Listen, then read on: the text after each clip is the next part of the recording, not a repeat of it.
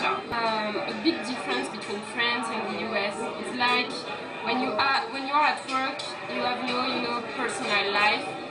You are here to work, you are more focused, on your work, and you are more committed, I would say. French were compared to coconut, so it's very difficult first to interact with them, but then when you got the trust, then it's really smooth, The difference is because with the American people, we can compare them to a beach. It's really smooth in the outside, but then inside, it's really tough. It's really difficult to get the confidence of and the trust of French people. It's much more easier with an American one. The US is much more a capitalist system.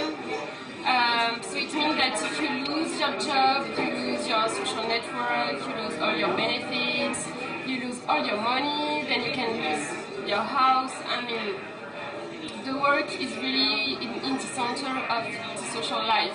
It's much more difficult to be close friends with your co-workers in the US than in France. So I'm Maeva, I'm 26 and I'm working for Crédit Agricole here in New York. Regarding the responsibility you have here, it's like we don't care about your age. We just want you to be productive and to do the work we want you to do. If you're able to do it, then go for it, and it's just great. You will be, like everyone will be glad, and this is how you will actually evolve within your career. And they don't really care about the school and the degree you have. Okay, so it's more experience focus. Oh yeah, totally, like absolutely. Compared to France, yeah. Okay. Definitely, like if you go for an interview in France, it will be first question. So, which school did you attend? Yeah. Which degree did you have? Yeah. And it's not at all like, really, you achieved this, you did that, this is amazing, good job, like great, keep moving. And here it's kind of how it is. From a hierarchy point of view, I don't see that much of a hierarchy. I mean, I know, of course, who's my boss. I know who's the boss of my boss, and so forth and so on. But basically, whenever they talk to you, they usually talk to you as a business people. So, and for what you achieved, and not for who you are, actually. When in France, I would say there is much more of a hierarchy, particularly in a bank, actually. So. This is one of the discrepancy.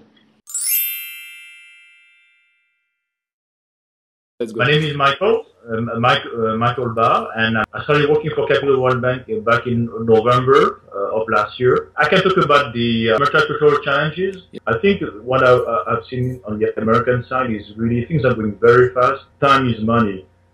It's very short term. It's always negative if you take too much time, but at the same time, what I've seen is that my colleagues go too fast and they make sometimes the wrong decision.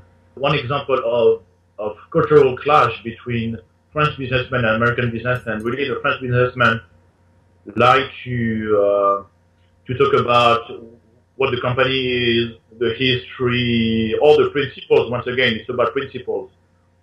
And the Americans like to talk about the bottom line, basically action items. What do we do? What can we do, etc.? What do you bring to us, etc.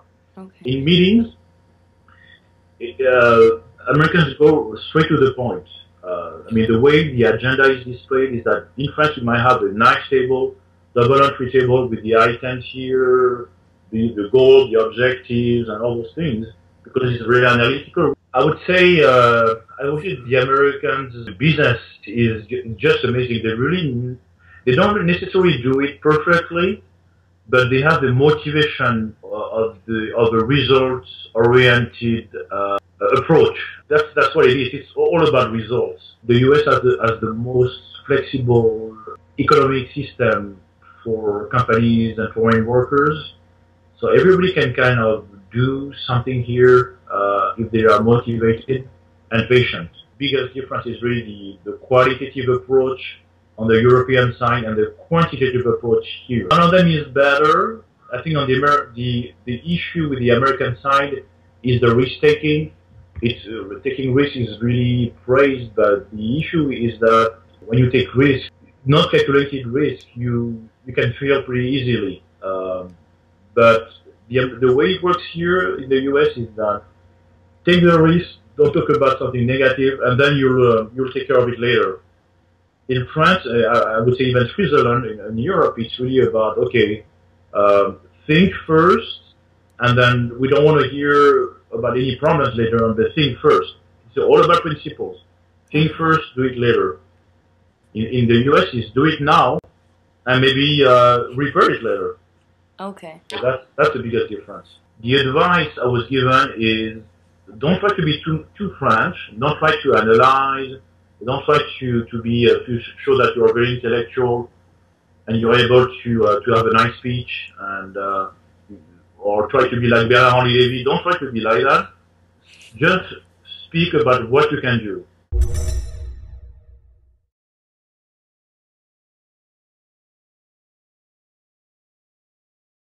Ni hao from China. So we are going to speak about the two interviews we have done for the lecture Multicultural project.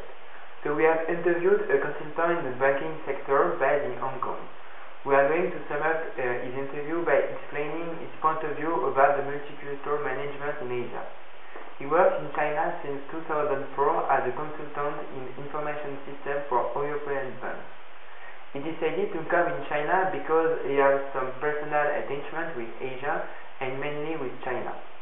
He would like to work with Chinese people and he thought it was a great place to set up his own consultant company. Now we are going to speak about the banking sector in China. According to him, the management in European banks based in China is very close to the one in Europe and a lot of managers are European people. He is working more and more with Chinese people. At the beginning he used to work with French people, but now things are changing and is working mainly for Chinese customers. About the Chinese working habit in the banking sector, Chinese people are very reliable. Most of the time in the sector, Chinese workers are quite young, and furthermore, other Chinese people do not speak English and cannot work in this sector. Generally, Chinese are quite shy, so some action and cultural adjustments need to be taken in order to improve the working environment. Chinese people are not self-oriented. They do not like to promote themselves as an individual. They are collective conscious and they work better in teamwork. They are better in teamwork. By working with Chinese people, we have to improve our self-control to be more attentive and listening to the others.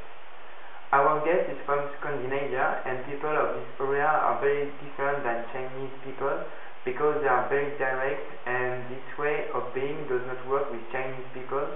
Foreigners have to adapt themselves and try to understand Chinese people. Chinese people are very authoritarian.